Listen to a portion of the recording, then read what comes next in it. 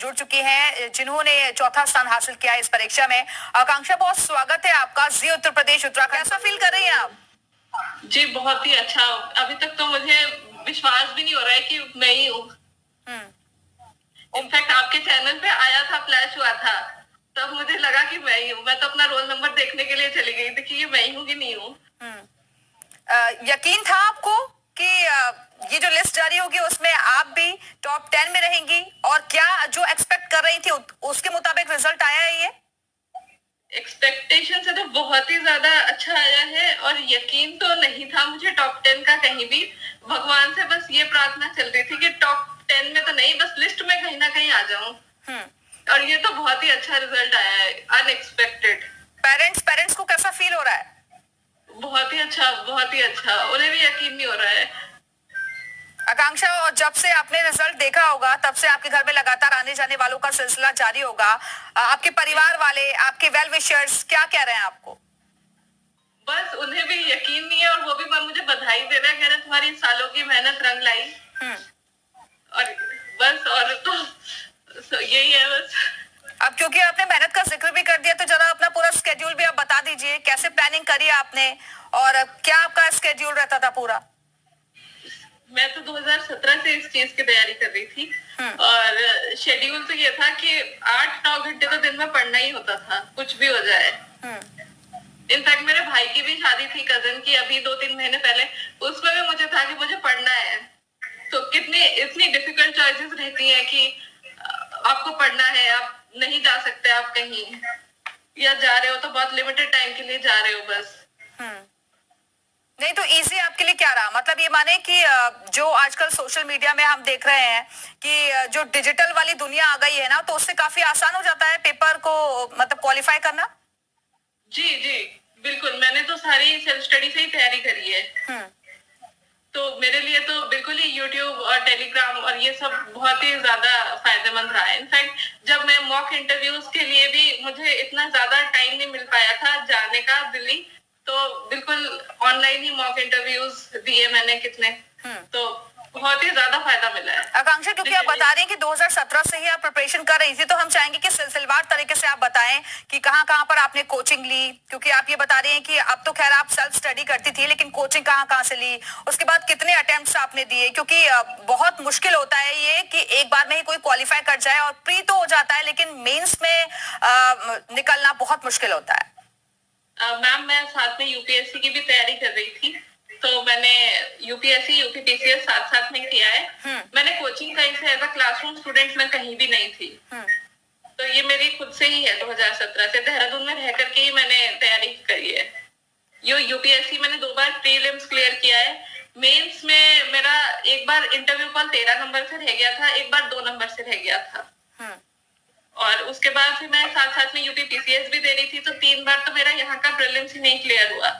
Last year मेरा prelims mains clear हुआ था, इंटरव्यू तक मैं पहुंची थी, बट फाइनल लिस्ट में नाम नहीं था। और इस बार तो रैंक 4 आ गया भगवान की दया से। तो ये जैसा कि आप बता रहे हैं कि कुछ नंबर से ही आप रह गई थी, उस दौरान बहुत बुरा लगा होगा और फिर से प्रिपरेशन करी आपने और फिर आज तस्वीर सबके सामने है कि बड़े बड़े अक्षरों में आपका नाम हर तरफ हम देख रहे हैं। Thank you ma'am. और हाँ बिल्कुल, इनफैक्ट मेरा जो ये 2000, मैं एक चीज बोलना चाहूंगी, जो 2022 का प्रीलिम्स था यूपी का, उससे एक हफ्ते पहले ही मैंने यूपीएससी का मेंस प्रीलिम्स भी दिया था 2022 में। और मेरे साथ इतना अनफॉर्चुनेट हुआ कि मेरा सीसेट नहीं क्लियर हो पाया। एक बहुत ही आसान पेपर जिसे हम मानते हैं, और मेरा वो ही रह गया था, मेन पेपर क्लियर हो रहा था। तो उस डिप्रेशन के बाद ही मैंने हफ्ता भर तैयारी की कि चलो यूपी पीसीएस में देखते हैं। अब मैं क्लियर कर रही हूँ तो ये मुझे लग रहा है कि ये वो एक हफ्ते का दृढ़ निश्चय था कि कोई बात नहीं, कब ऐसा होता है। तो नहीं, अफसर बनने का सपना ये आपका खुद का था या आपके परिवार वालों का था? देखिए 2017 में तो ये मेरे परिवार का ही सपना था, लेकिन जब मैंने तैयारी करी तो मुझे खुद ही इंटरेस्ट आने लग गया और फिर ये मेरा खुद का सपना बन गया। और सपना खुद का ही हो तो ज्यादा अच्छा है, क्योंकि तभी 5-6 साल आप इतना कंसिस्टेंटली तैयारी कर पाते हैं। लेकिन आकांक्षा, ये भी होता है ना कि अगर बहुत बार इंसान ट्राई करता है तो फिर ऐसा लगता है कि पता नहीं आगे हो पाएगा नहीं हो पाएगा, तो इसमें मॉरल सपोर्ट, पेरेंट्स का साथ मिलना भी बहुत ज्यादा जरूरी हो जाता है इस तरीके के एग्जाम्स में।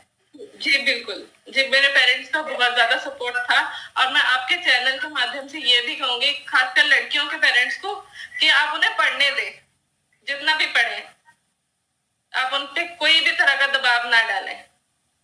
मेरे पेरेंट्स ने नहीं डाला मुझ पे दबाव, और इसी का नतीजा है कि मैं आज यहाँ पे डिप्टी कलेक्टर क्लियर हो पाया है। आकांक्षा, लेकिन ये भी होता है ना कि जब आप स्टडी कर रहे होते हैं और आपके जो फ्रेंड सर्कल में बहुत सारे लोग होते हैं, वो मतलब अलग टाइप के होते हैं, वो इसमें अगर नहीं भी जा रहे होंगे तो फिर एक थोड़ा सा फील आता है ना कि यार हम तो इतनी पढ़ाई कर रहे हैं और सामने वाले गेम खेल रहे हैं और अदर एक्टिविटीज में पार्टिसिपेट कर रहे हैं, हमें वो मौका नहीं मिल पा रहा है। मैं आपको इस चीज का जवाब अभी दूंगी, ये मेरे साथ अभी हुआ है। मैं बिल्कुल सोचती थी, मेरी एक तो मैं फ्रेंड्स मेरी बहुत ही अच्छी थी, उन्होंने भी मुझे बहुत मोटिवेट किया। वो सब जॉब में है और मुझे भी था कि मैं भी जॉब का मतलब मेरा नहीं हो पा रहा है, लेकिन और ये 6 साल तक मुझे कहीं ना कहीं था कि मेरा नहीं हो पा रहा है, इतनी मेहनत करनी पड़ रही है। लेकिन मैम अभी उन्होंने मेरा नाम आपकी स्क्रीन पे देखा और मुझे कॉल करा कॉन्ग्रेचुलेशन देने, तो वो वाला मोमेंट्स ने वो सारा जो भी होता है वो सब धो दिया। ठीक है आकांक्षा, आप बने रहिएगा और भविष्य में आपकी क्या योजना है ये भी हम जानने के आगे आपसे कोशिश करेंगे। और संदीप तिवारी भी इस वक्त हमारे साथ जुड़ गए हैं, 10वां स्थान इन्होंने हासिल किया है। संदीप, सबसे पहले तो आपको बहुत बहुत बधाई, एग्जाम क्लियर करने के लिए टॉप 10 रैंकिंग में आप आ चुके हैं, कैसा फील कर रहे हैं? जी मैम, सर्वप्रथम धन्यवाद, आभार आपका। अच्छा महसूस हो रहा है। 10वीं रैंक के साथ चयन जो है एक संतोष का विषय है। उम्मीद थी आपको? उम्मीद थी? निरंतर 6-7 सालों से मेहनत करता आ रहा हूँ, तो थोड़ी सी उम्मीद थी कि सिलेक्शन तो इस बार, क्योंकि पिछली बार मेरा चयन assistant commissioner and assistant registrar cooperative में हुआ था, तो कुछ ही मार्क्स से एसडीएम रुका हुआ था, डिप्टी कलेक्टर नहीं बन पाया था। हाँ, तो थोड़ी आशाएं थी, लेकिन इतनी अच्छी रैंक आ जाएगी ये थोड़ा सा इसमें जरूर कुछ। संदीप, जरा बताइए ना कि कैसा स्केड्यूल आपका पूरा रहता था, कितने घंटे आप पढ़ाई करते थे, कैसे ये सब कुछ मुमकिन हो पाया? पिछले 4-5 सालों से, 5-6-7 सालों से मैं तैयारी यहाँ मुखर्जी नगर में रह करके करता था, तो डेली रूटीन मेरा वही 10 से 12-13 घंटे का, 10-12 घंटे का रहता था। और प्रीलिम्स और मेंस के परीक्षा के दौरान थोड़ा इसका टाइम का जो बढ़ जाता था, 16 घंटे हो जाया करता था। तो इस बीच में थोड़ा सा पीटी मेंस इंटरव्यू के दौरान ज्यादा उसमें टाइम ड्यूरेशन हो जाता था, तो मेहनत तो इस तरीके से मेरी मेहनत है। संदीप, लेकिन जैसा आप बता रहे हैं कि 24 घंटे में से 14-15 घंटे पढ़ाई करना इतना आसान नहीं होता है, वो भी कंसंट्रेशन के साथ, और आप लगातार बता रहे हैं जैसे कि कुछ नंबर से आप रह भी गए थे, तो कोशिशें आपकी लगातार जारी रही? जी जी जी जी मैं ये मेरा 5th इंटरव्यू था, तो उत्तर प्रदेश लोक सेवा आयोग में, तो निरंतर रूप से मेरे कभी ऑप्शनल में या सब्जेक्ट में दर्शन शास्त्र रहा है, और फिर कभी मेरे जीएस में किसी सब्जेक्ट में थोड़ा कम मार्क्स रह जाते थे, जिसके कारण से अंतिम रूप से चयनित नहीं हो पाता था, चयन में थोड़ी दिक्कत होती थी। बाद में अमित सर हमारे जो मार्गदर्शक रहे हैं, दर्शन शास्त्र पढ़ाए, तो उनका मार्गदर्शन विशेष तौर पर मेरा लाभकारी रहा, तो मोटिवेट करते रहे कि हाँ आप अगले प्रयास में अच्छा बेहतर करोगे। और इवन 2021 में जब मेरा असिस्टेंट कमिश्नर के पद पर चयन हुआ, उसमें मेरे मार्गदर्शक के रूप में उन्होंने मुझे गाइड किया और अत्यंत प्रोत्साहित किया। उन्होंने कहा नहीं इस बार 22 वाले में अच्छा करोगे, तो जरूर मोटिवेशन सब लोगों का साथ, और माता पिता पापा जी का जो रेगुलर तरीके से हमेशा जो हर शाम को दूसरे तीसरे दिन का फोन आ जाया करता था, तो मोटिवेट करते रहते थे। इस कारण आज जो ये सफलता मिली है, तो ये सब सारे सहभागी रहे हैं। बिल्कुल संदीप, लेकिन क्योंकि आपने मोटिवेटर का भी जिक्र किया, मार्गदर्शक आपके रहे हैं, लेकिन कहीं और से भी मोटिवेशन मिलता है, या फिर ये कैसे डिसाइड आपने किया कि इसी फील्ड में जाना है?